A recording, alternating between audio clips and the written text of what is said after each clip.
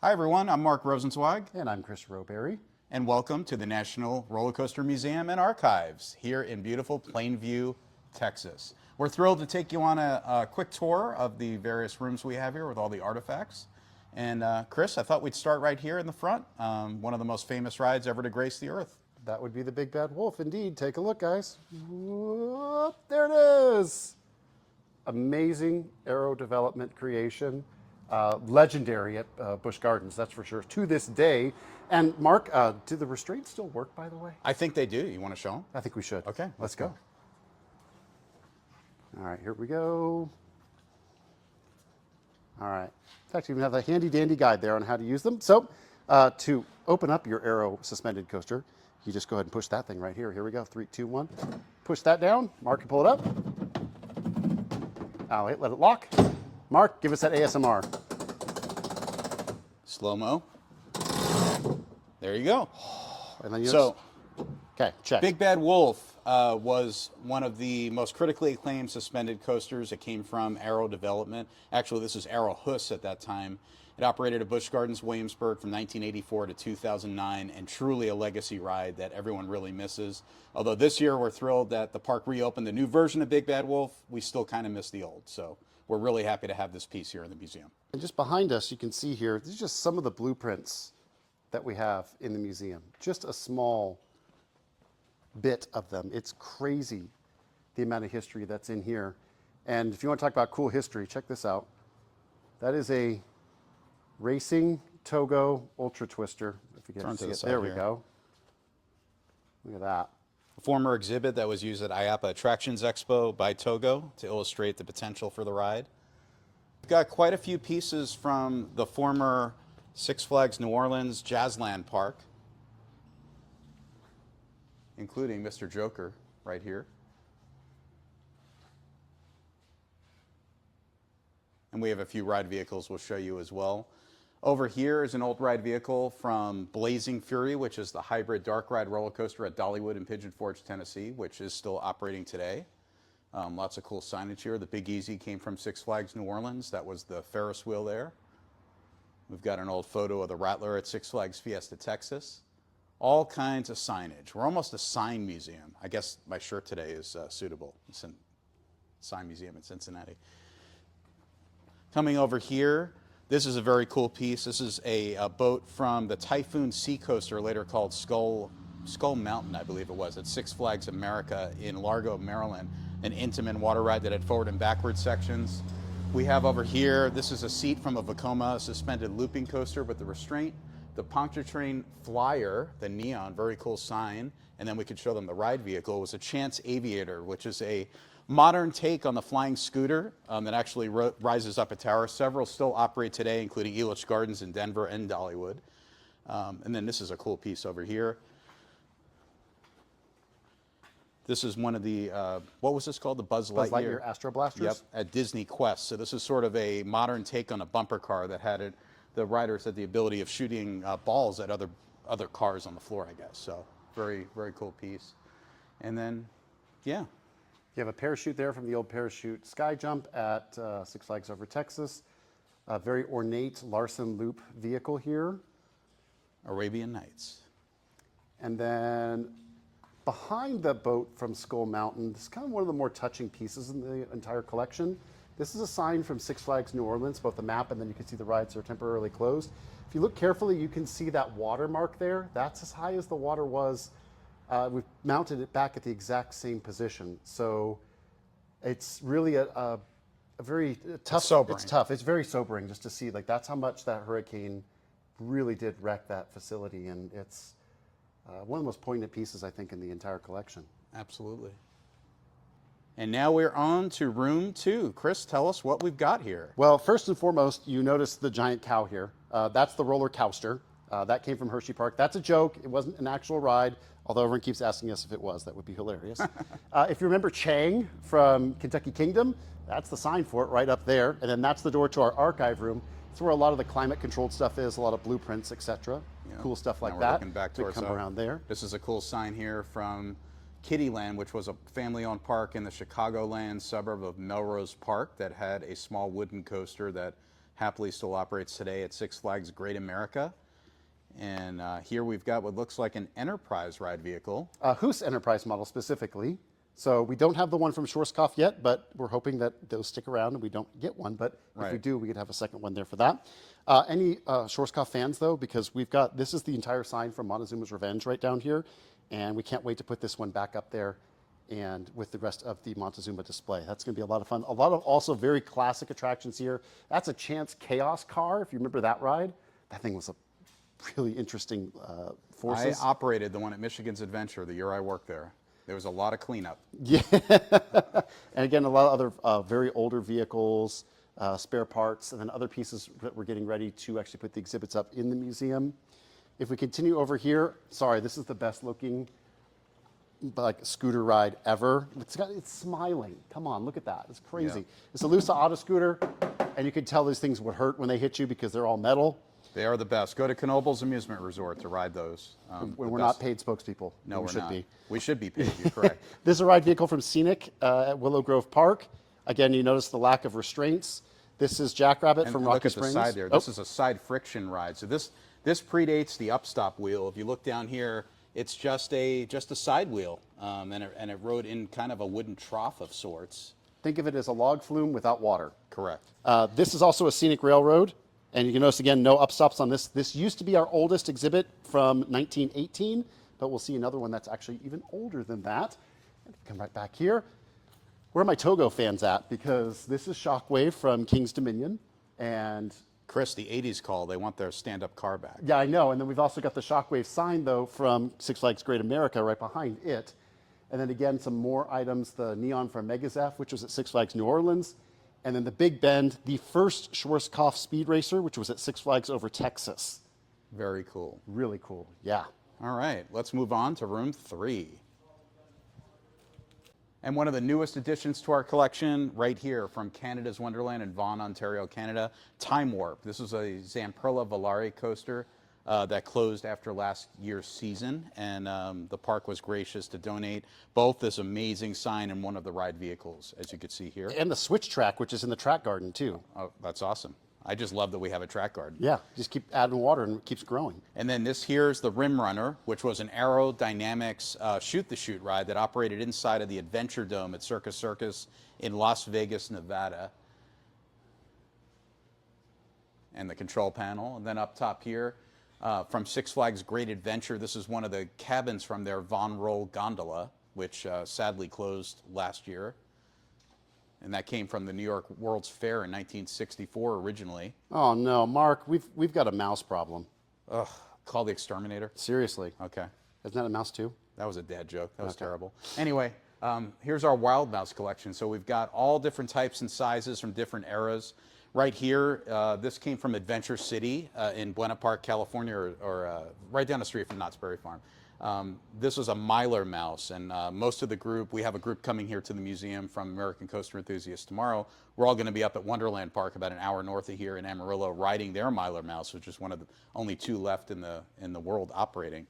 And these are just a variety of different, and one of the things we really pride ourselves on here at the National Rollercoaster Museum and Archives is telling the story, showing the evolution of ride vehicles. So you can see both restraint and technology and just how these ride vehicles have developed over the years. We've got mouse cars here from the 50s, 60s, 70s, right on up to modern day.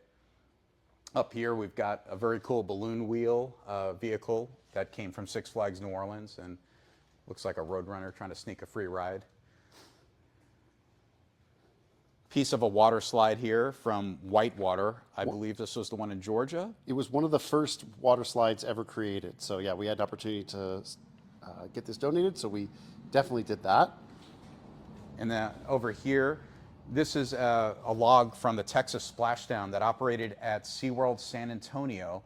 Very cool fact about this particular ride, it was a massive custom log flume. It also operated at a park called Boardwalk and Baseball in Haines City, Florida, prior to moving to Texas. Now we get high profile. So any Disney adults or Disney fans out here know the Disneyland Matterhorn bobsleds, the very first tubular steel track steel coaster that opened back in 1959. And this is one of the coaches that got retired. This was part of the fleet that was introduced in the late 70s when they coupled the cars together, and 2 guests could sit in each seat. They currently run rolling stock where each sled has 3 individual seats with seatbelt restraints. This more mirrors the original trains that ran on Space Mountain in Florida. Bob Gurr called it date night seating. Oh, I totally agree, and that's a big part of the amusement ride vehicle design philosophy. Rockin' California. This was an overlay to California Screamin' that ran, I believe it was about a decade ago, during certain times of year where they would change up the soundtrack on onboard audio and provide a different ride experience. And over here, Kris, you've got some emotional attachment here to this ride.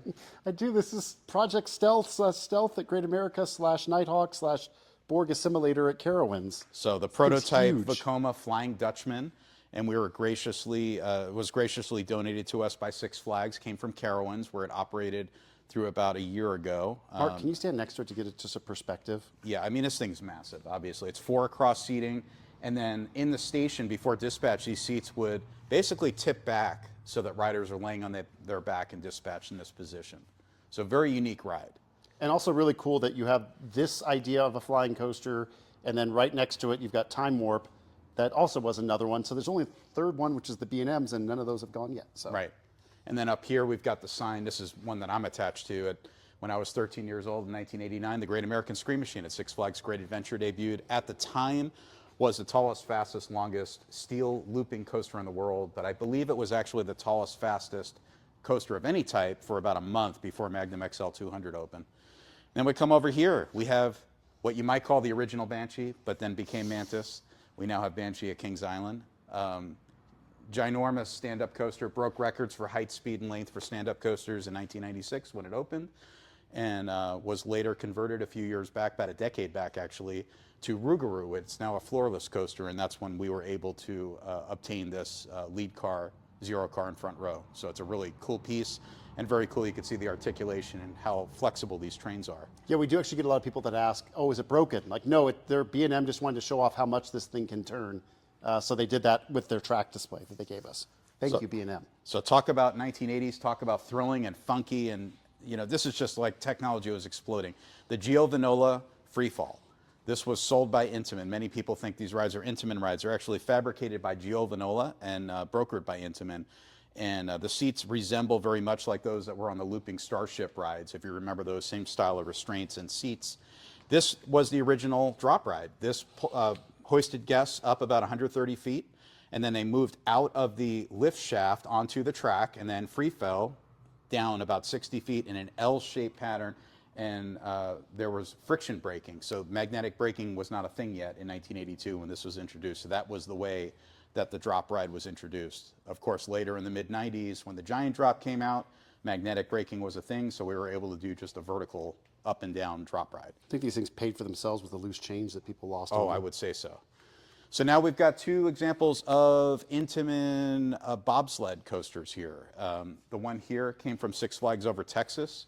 This was the last one to operate. It closed after last season or last year, because the park is open almost all year. This was La Vibora, originally called the Avalanche. And this was the original seating configuration, in line, so up to 2 guests could sit in each seat with the simple lap restraint.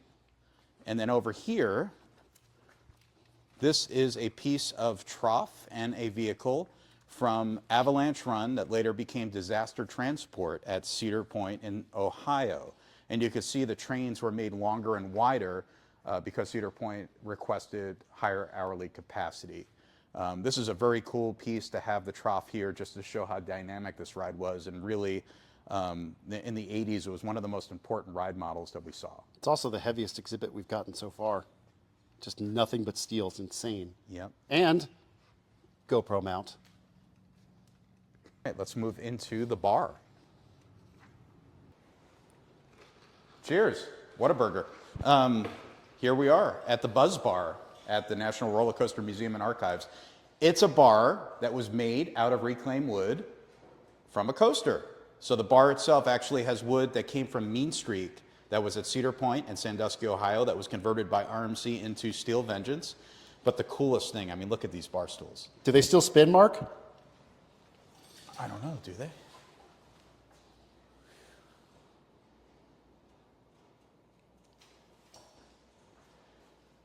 A lot of really cool history here, all different types of woods,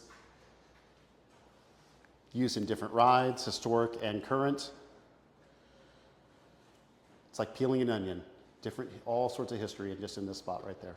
And of course, you're in Texas, so you got to get yourself some delicious Whataburger. And it's happy hour somewhere. Yep, Always. especially here. All right, and now we are in the Mark Moore wing of the National Rollercoaster Museum and Archives. Chris, let's take a look at what we got. First thing up, Orient Express, classic aero multi-looper out of Worlds of Fun. Also one of the few that had an interlocking loop. However, it could never actually dual and do both at the same time, just the way that it was set up, but it was still a very cool element nonetheless. Moving right next door to Fire in the Hole at Silver Dollar City. Amazing ride. Recently was retired, but they actually rebuilt it as an RMC just recently. Really cool And design. this was the sister, or Blazing Fury at Dollywood was a sister ride to this. Correct. So now we've we got actually have one of each there, which is really cool. Absolutely. An actual front car from Rattler at Fiesta, Texas, when it was running on the old Morgan trains. A bunch of chairs and some signs from some of our water park friends. Well, that's Wet and Wild in Orlando, the first modern day water park. And So we we've actually got have the original signage there, and from the Black Hole, The Next Generation. Ooh. If we look up real here, you'll see almost complete car from Super Duper Looper at Hershey Park. This is the coolest thing about Hershey. We love you guys so much. Not only did they donate this entire car, the entire train to us, but they also did a complete rehabilitation on the train before it came here. You could pretty much grease this thing up and put it back on the main line tomorrow if you wanted to. Let's do it. I'd love to, it'd be great. This is an antique Tilt-A-Whirl model from the 1920s. So when Sellner, who created Tilt-A-Whirl originally, would want to try to sell these rides, they would take this model out, and this thing actually is fully functional when it's plugged in. And let me tell you though, do not stare too long at these dolls. They will steal your soul. What if you don't have a soul? Then that's why I'm okay. So this is a model that was created by a fan. It's not of any ride in particular, but it came out of Las Vegas. So you can see how intricate and beautiful it is. This is our tallest display so far. The track you see up top was cut out of Texas Cyclone from Astroworld the night it closed in 2005. And then we put it on a flatbed and trucked it up here till we were ready That for was it. Six Flags Astroworld. Which unfortunately we lost almost 20 years ago, over 20 years ago now. That's a front car from Texas Giant, which was at Six Flags Over Texas in Arlington. This is a car from, original car from Comet at Hershey Park as well. We also have some very, very antique, some in better conditions than others. This is a Pryor and Church train from Jansen Beach in Portland, Oregon, donated by Matt Crowther at Ace. And it ran from 1928 to 1969, as you can Looks see. like we can grease it up and just throw it on the main That's not line. quite the same. Versus this one, which was lovingly restored to by Dana Morgan of Morgan Manufacturing and Aero Development. This is from the Belmont Giant Dipper, which is celebrating its 100th anniversary this year. Again, another PTC, or excuse me, not PTC, another Pryor and Church vehicle there. Starliner from Miracle Strip Amusement Park, which is sadly gone. An original car from Mr. Twister at Elitch Gardens. You can see that PTC branding on the side and that classic look of them. Awesome. Continuing on over here, we have a display model of Thunderhead. A lot of people ask, well, Thunderhead's still around. How'd you have a car? This is an IAPA display model, and you can figure it's a display model because the restraints don't actually work. So it was just there for photo ops, and they had the Thunderhead put on top of it like that. We have a Morgan vehicle from Twisted Colossus at Magic Mountain, and I know what you're saying. That never ran Morgan's when it was Twisted Colossus. You're correct. It's a promo that they used. They took the old Colossus train and put this new cladding on it to make it look fun and special for them as they were promoting the new ride. Genuinely the greatest name ever in all of coasterdom, Zingo, which is from Bell's. Amusement Park in Tulsa. Great ride. This is also one of our largest exhibits that we have right over here as we continue forward. This is the original roller coaster car, and it was built by GCI, the actual track was, to modern spec and standard. So you could take this track and put it anywhere in the US and it would be fine. But we put roller coaster up there, so it looks great. What a This great is roller retro. coaster from Idlewild in Ligonier, Pennsylvania, the original trains that were retired a few years back. Right here we have a Gould dark ride vehicle. And one of the 3 Schwarzkopf Wildcat cars that came to us from Cedar Point. Love the look of I these. love the view of the Looper train right above it. It's awesome, isn't it? Yes. So you also see a lot of tubes back here. These are all of the items that we're still working on archiving, blueprints and otherwise. You can see there's quite a bit of work ahead of us. Joyland Park sign from Lubbock, which sadly closed a few years ago, but we're happy to preserve a piece of that, and we'll have that up on the wall here hopefully soon. If you went to Busch Gardens Tampa, remember Sand Serpent? Well, guess what? Here's one of the cars right here. And this is an important ride vehicle because this was the prototype modern day Wild Mouse car, because it debuted originally in 1996 on what was called Wild Izzy at Busch Gardens Williamsburg. It was actually a ride themed after the Olympic mascot for the Atlanta 1996 Olympics. And then later they renamed it Wild Mouse. And when that park put in Curse of Dark Castle, the dark ride, they moved the ride to Tampa. This is why we love Mark, because Mark knows all this stuff. All right, you look at this and you probably say, this looks like a zipper if you know that carnival ride. And the answer is, yeah, it kind of is, but this is what's known as the Selner Swooper. So it's a Ferris wheel on steroids. And they only sold a couple of these because, as you can imagine, it's a little difficult to move something like this. But boy, I'd love to be able to see something like that. It'd be difficult just to move the model. It is very difficult to move the model. Ask me how I know. So this is the backside of Montezuma's Revenge. You can always tell it's the backside because it's got the funky little pieces here that Bob would come up against, and it would push the whole vehicle forward. So this was a Schwarzkopf flywheel shuttle loop that operated at Knott's Berry Farm, opened in 1978, and it's currently closed for a refurbishment, but we have the original trains, which is great. We also have the top of the loop. So yeah, they just got the loop back actually, so that's good to know that that's going to continue. This is obviously a vehicle that's in a little bit more rough shape. This is one of our projects that we're working on, but this is Looping Star, and if you look really carefully, you can see the Looping Star paint there. This is the first looping portable roller coaster, and it still has the original Anton Schwarzkopf badging on it, which is just awesome to see, because most of these got lost. They were popped off, they were stolen, or they just never got replaced after they got painted. This is the original painting of the ride, which is great. We actually have photos of it operating at the State Fair of Texas like this. All right, so moving right along here, we have the lead car here of what is the West Coaster that's on the Santa Monica Pier at Pacific Park in Santa Monica, California. It got updated trains recently, and we were really happy to have gotten this added to the collection. This is one of the most iconic family coasters in the world, really, with its placement right on the beach, right on the pier. It's fantastic. It's probably been seen in more TV shows and movies than any other coaster on Earth. Absolutely. And then moving right along, one of the most iconic coasters, and really the counterpart to the Big Bad Wolf. That was the original duo at Busch Gardens Williamsburg, the Legendary. So this is another custom aero looping coaster. This was the first one to have those interlocking loops. And when this ride first opened, it ran 3 trains, and it was timed out so that the trains could actually meet as one was going through the upper loop, the other, the one ahead of it was going through the lower loop. So a very cool concept, and the ride got new trains a few years back, and we were able to get this added to our collection. Now that's just a shell though, that's not the actual, right. Like the chassis, everything else is not on that. And then we come over here, and here we go, the Loop-the-Loop from National Lampoon's Vacation, I guess you can call it. Revolution, Six Flags Magic Mountain, the first of the Schwarzkopf custom looping speed racers. Has a track length, fortunately still operating, of right at 3,500 feet. And the loop was a major feature of the ride, but it wasn't the only part of the ride. It swoops and it dives and it curves all over the mountainside at Magic Mountain. Truly iconic ride, and still most Southern California's first looping coaster.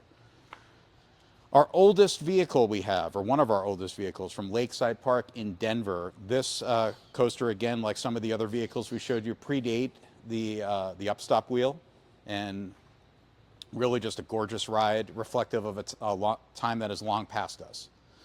Although it does have a very rudimentary restraint system, which is very rare for this time, because most of them were just to grab the bar and hold on tight. Yeah. And then moving over here, this is a coach from the City Jet at Gillian's Wonderland Pier. Unfortunately, that park closed last year, was its last season. This was a production model from Schwarzkopf. It was a smaller version of the jumbo jet, if you will. Ran trains of 2 of these cars coupled together.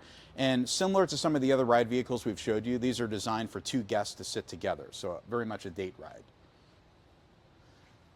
Then we move here. We have another aero looping lead coach. This came off of the Canopy Corkscrew, Salem, New Hampshire, and which was actually the second corkscrew coaster ever fabricated. It started out life at Old Chicago in Illinois inside of a shopping center. And then I went to the Alabama State Fairgrounds before landing at Canopy Lake, where it operated for many, many years in that gorgeous New Hampshire park. This is one of my favorite pieces. This is a lead coach from one of the trains of Volcano the Blast Coaster at King's Dominion. This was the first LSM launched inverted coaster that had a full circuit. Riders would launch out of the station, curve out of the station, take the first launch, second launch, you would actually blast right out the top of the volcano, and then you perform 4 inversions and then dive back in. Absolutely fabulous ride, dearly missed at the park, but we're very happy that we have it here in our collection. That really was a blast. Like, that's not even a joke. It really was an incredible Yeah. ride. Let's take a quick look behind us here. This is Eurosat, which I think many of you will recognize from Europa Park. God, this is such a pretty looking train. Oh my goodness, I'm so excited. Thank you so much to the Mock family. This is our first international donation that we received. And a lot of people ask us, do the restraints still work on some of these rides? And the answer is absolutely. Wait for it. Yeah. A little more. And this is that ride is like Space Mountain if it was inside of Spaceship Earth? And was themed after the Can-Can. Yeah. Yes. Perfect. It makes perfect sense. Why not? Everything adds up. Okay, where are my single rail fans at? So these are the 2 prototype seats that were used by Rocky Mountain Construction to test whether or not the single rail concept would work, which is why it seems a little more rudimentary than you would expect in the production model. So you could see just how they were figuring it out. It's really cool to have this here, and thanks to our friends at RMC, who are actually right next door, to help us out with that. This is one of those things, if you ever want to get buff working with coasters, buy yourself an eddy brake. So this is a magnetic dyna brake, and this is what a fin would look like. And you see just how much effort it takes to pull that out. So this would be on the bottom of the car, and it would obviously come right through here. Let me show you just how hard it is. Push. I am pushing. You can see it's not very easy. So you can imagine having a whole row of these to do that. But you get a good workout though. And you know, I'm not the weakest guy, but either way. So, you know, I can see what you're looking at. Don't look just yet. Calm down. This is Dopey from Walt Disney World. Have Happy. Because Dopey, nobody wanted to ride Happy. Everyone wanted to ride Dopey.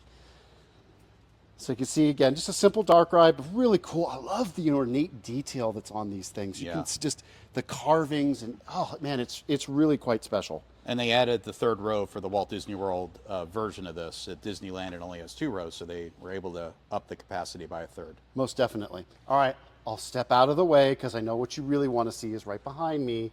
That is King Ka, formerly the world's tallest, fastest roller coaster. And it just arrived at the museum. If you haven't yet checked out our social media channels, please do, to see the incredible story of how we were able to get this vehicle here. Big thanks to Teal Team 6 and all those members for helping us out. And a lot of people ask, well, okay, do the restraints work on this? And the answer is absolutely as well. You just loosen them up here real quick manually, and there it goes. I love the noise the hydraulic makes. I don't know if you can hear that. And then we can just put it back down and lock it back in. Let's make sure we get a...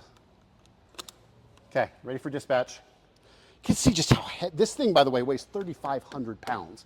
This weighs more than most people's cars. And this is just one car, and there were 5 of them that this thing would launch with people in them. It's ridiculous. So we come to the final vehicle in the Mark Moore wing, which is Montezuma's Revenge. We saw the back of it, and now we're looking at the front of it. Again, legendary launch coaster from Knott's Berry Farm. I can remember actually sitting in this seat, which is really crazy. I remember sitting in this seat at King Ka. And again, do the restraints work? Oh yeah. Let's make sure I do this here. Push the side. Oh, love that sound. Love it. So great. So this is the big room, the Mark Moore Memorial Wing. This brings us up to 20,000 square feet now, which is incredible. And you can see just how many vehicles we have.